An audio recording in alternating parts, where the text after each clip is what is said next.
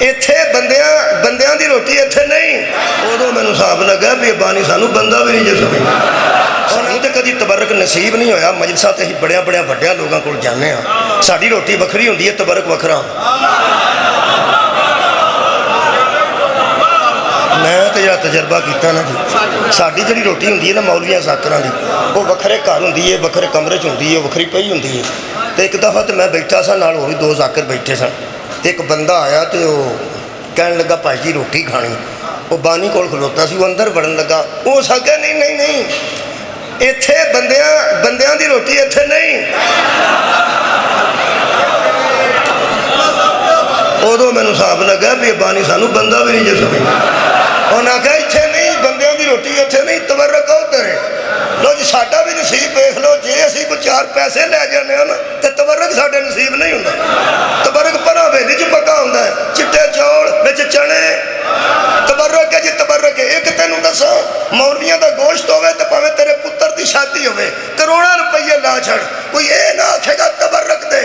कित्थे शबीर दी मजलिस होवे, हज़रत रसूल पाक दा मिलाद होवे या पीर दा उर्स होवे, चिट्टिया चौलों के दो दाने थले डिगण, मलंग थल्यों फड़ के आंदा हया करो है तबरक है। इसका मतलब है तबरक दौलत से नहीं बनता, निस्बत से बनता।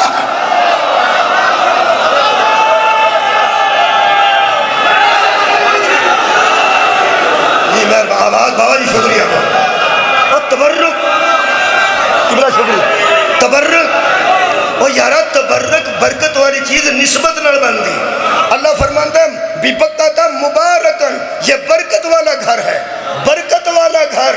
ओए काबा बरकत वाला घर जे, काबा मुतबर्रक जे, काबा तबर्रुक जे, काबा तबर्रुक जे। मैं बयाना काबा तबर्रुक जे, काबा तबर्रुक जे। ये जिहड़ा अलम पाक है, मिसाल के तौर पर ये अलम पाक अगर होवे तो ये बंदे दे कोल होवे ते इंज करके फड़िया होवे ते एक बंदा सजदा गामा बनता होवे ते आखे इत्थे ही रख दिओ, इत्थे ही रख दिओ। ਇਹਦਾ मतलब है अगे ही तबर्रक सी, तबर्रक दे विच तबर्रक आ गया ना। क्या बात है यार बड़ी। मैं बयाना अगे ही तबर्रक सी, तबर्रक दे विच भी तबर्रक आ गया। बड़ी गल है वैसे तबर्रक च तबर्रक आए, हुण पता लगा यार काबे च क्यों आए। ये तबर्रक में तबर्रक है, मुतबर्रक में मुतबर्रक।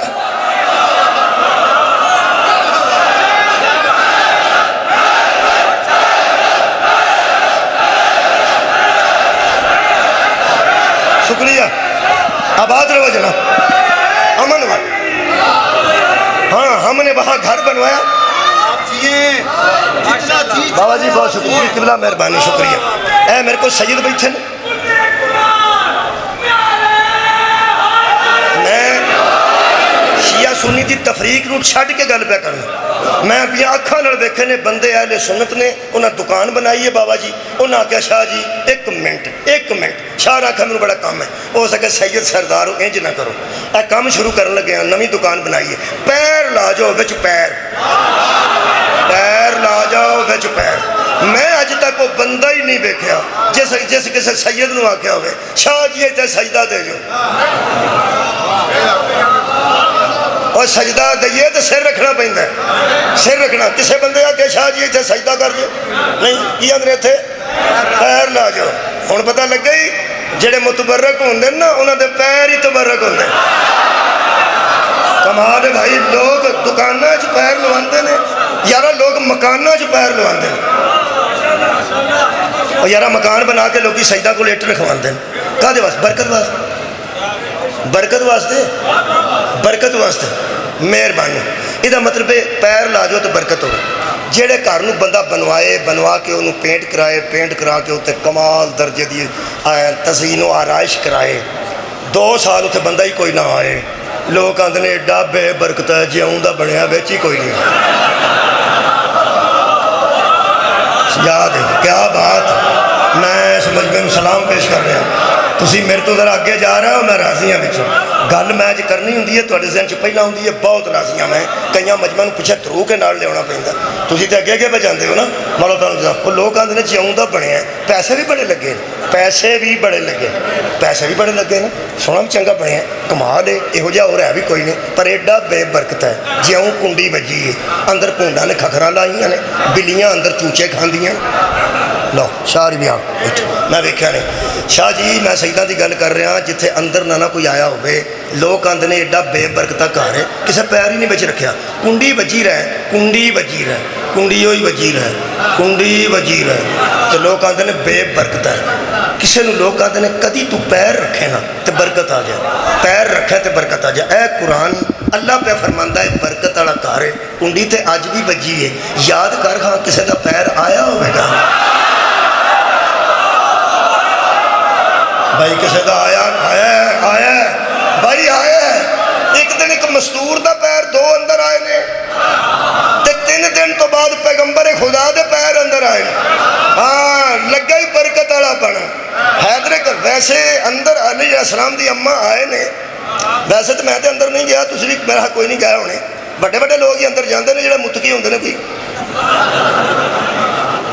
लो जी हुण फिर तुसां आमीन नहीं आखनी वैसे मैं सोचता सा मुशर्रफ साहब अंदर गए सन उन्होंने वास्ते कुंडी खोली बेनज़ीर साहबा भी अंदर गई सन उदों इरफान हैदर आबदी साहब मौजूद सन वो नाल गए तो भी अंदर गए ये नवाज शरीफ साहब जो बरसर इकतदार सन ये भी ये बड़े बड़े लोग अंदर टुर जाते मैं पहला समझता सा गोरे को अल्लाह वाले ने देखो जी गल सुनो मेरी ਇੱਥੇ ਬੰਦਾ ਜਾਂਦਾ ਨਾ ਕਲੰਦਰ ਪਾਕ ਦੇ ਦਰਬਾਰ ਤੇ ਅਸੀਂ ਬਾਹਰੋਂ ਸਲਾਮ ਕਰਨੇ ਆ ਜਿਹੜੇ ਵਿੱਚ ਫਿਰਦੇ ਹੁੰਦੇ ਨੇ ਸਾਨੂੰ ਰਸ਼ਕ ਆਉਂਦਾ ਕਿ ਯਾਰ ਇਹ ਬੰਦੇ ਤੇ ਵਿੱਚ ਫਿਰਦੇ ਨੇ ਹੈ ਇਸ ਤਰ੍ਹਾਂ ਅਸੀਂ ਜਾਂਦੇ ਆ ਤਵਾਫ ਮੈਂ ਵੀ ਕਰਕੇ ਆਇਆ ਤੁਸੀਂ ਵੀ ਜਾਓਗੇ ਹੋ ਕੇ ਆਓਗੇ ਹਜ਼ਰਤ ਨੂੰ ਚੁੰਮ ਕੇ ਆਓਗੇ ਅੰਦਰ ਜਿਹਦੇ ਵਾਸਤੇ ਕੁੰਡੀ ਖੁੱਲਦੀ ਹੈ ਅਸੀਂ ਉਹਨੂੰ ਸਮਝਦੇ ਹਾਂ ਕੋਈ ਬੜਾ ਵੱਡਾ ਬੰਦਾ ਹੈ ਮੈਂ ਪਹਿਲੇ ਜ਼ਮਾਨੇ 'ਚ ਸਮਝਦਾ ਸਾਂ ਹੁਣ ਨਹੀਂ ਪਹਿਲੇ ਜ਼ਮਾਨੇ 'ਚ ਮੈਂ ਸਮਝਦਾ ਸਾਂ ਇਹ ਜਿਹੜੇ ਸਿਆਸੀ ਲੋਕ ਹੁੰਦੇ ਨੇ ਨਾ ਇਹ ਪਤਾ ਨਹੀਂ ਅੰਦਰ ਖਲੋ ਕੇ ਪੂਰੀ ਰਾਤ ਤਹੱਜੁਦ 'ਚ खलो के एक लत्ते खलो के पता नहीं इबादत करते हैं अंदरों इन्हें किन्ना को अल्लाह नूं राज़ी किया है अल्लाह के एडे करीब ने जदों कुंडी खुली है इन्हां वास्ते खुली वो जदों दा नैब बनया ना नैब उदों बाद मेरा अकीदा तब्दील होया इन्हां दे मतलब अकीदे तो मुराद अकद है अकद आंदे ने गंढ नूं पहला मेरे अंदर यह अकीदा सी कि ये वड्डे लोग ने मैं तो हौली हौली इन्होंने रहमतुल्लाह अलैह आखण का दिल करता जिन्हें अंदर गए ने काबे दे मैं दस यार अं तो बाहर भौं के आने ये तो काबे के अंदर गए ने बड़े बड़े लोग ने वो नैब जदों का अदारा बनया ना जिसके मुतलक बिलावल भुट्टो साहब ने आख्या भी असी तो पहले ही ये खिलाफ सा हुण फसे होना राम जी उन्हें आख्या असी तो पहले का नहीं बनना चाहिए अच्छा जी वो जदों का नैब बनया उदों का पता लगा उन्होंने आंदा चोर आंदा चोर आंदा चोर आंदा चोर ये सारिਆਂ ਦੇ फतवे इकट्ठे किए जान तो सारे